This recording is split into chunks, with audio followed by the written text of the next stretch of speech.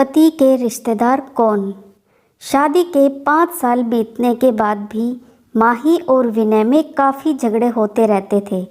झगड़ों की वजह तो अलग अलग होती थी, लेकिन उनमें सबसे मुख्य वजह यह थी कि विनय और माही के विचार कभी आपस में नहीं मिलते थे। जहाँ विनय स्वभाव से नेक, सेवाभावी और सबके प्रति समभाव रखने वाला था, वहीं माही का स्वभाव स्वार्थी और भेदभाव करने वाला था। विनय माही के स्वभाव और उसके व्यवहार से तंग आ गया था। वह हमेशा कोशिश करता रहता कि वह माही के आचरण और स्वभाव में किसी तरह बदलाव ला सके, पर उसकी हर कोशिश नाकामयाब ही होती। माही अपने ससुराल साइड के रिश्तेदारों के साथ कभी सीधे मुंह बात न करती।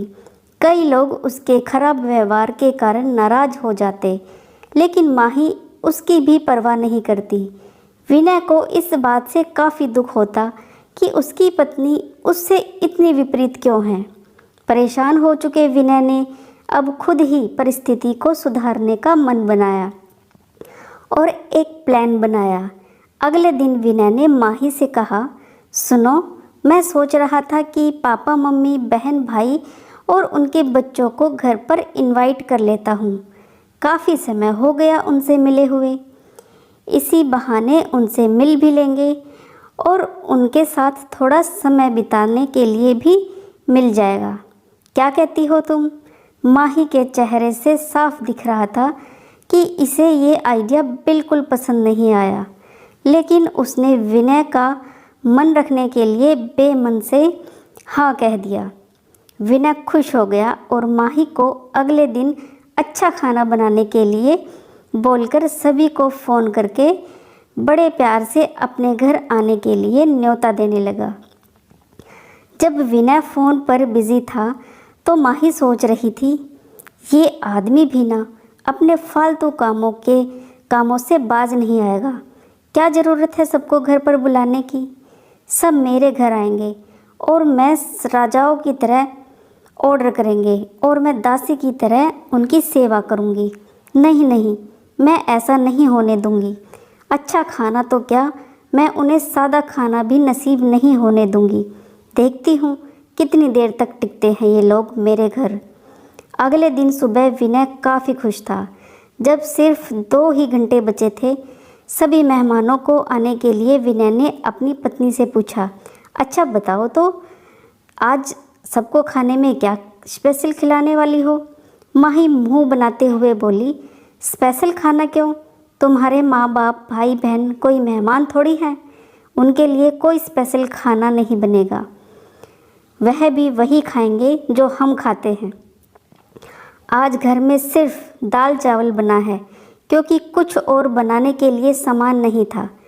माही की बात सुनकर विनय गुस्सा हो गया और बोला, तुम कभी नहीं सुधरोगी।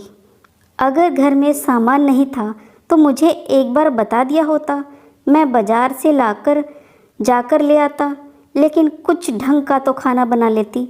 अब सिर्फ 1 घंटा बचा है और सभी आने वाले हैं। मैं क्या मुंह दिखाऊंगा उनको? तुम ही रहो यहाँ, मैं तो जा रहा हूँ।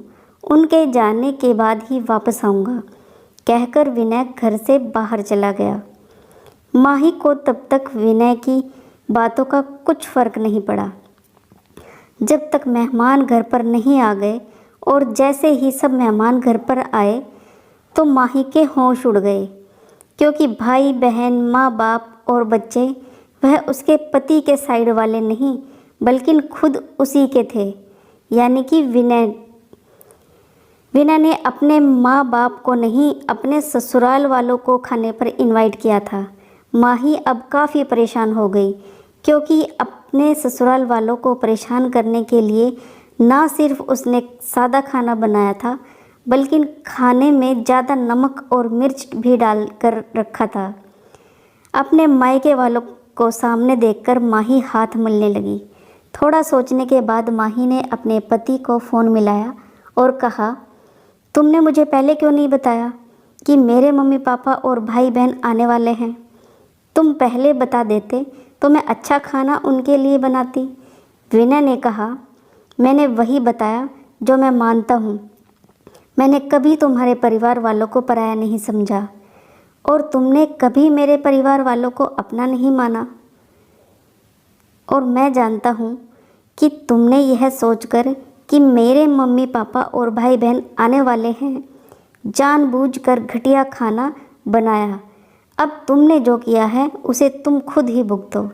मुझे पता है तुमने मुझे इसलिए फ़ोन किया होगा ताकि बाहर से खाना मंगवा सको, लेकिन मैं ऐसा नहीं करूँगा ताकि तुम्हें तुम्हारे किए की सज़ा मिल सके। इतना कहकर विनय ने फ़ोन कट कर दिया। ना चाहते हुए भी माही को अपने परिवार वालों को वही खाना खिलाना पड़ा। उसके रिश्तेदार ज़्यादा मिर्च और नमक वाला खाना भी ऐसा सोचकर खा गए कि बेटी से गलती हो गई होगी।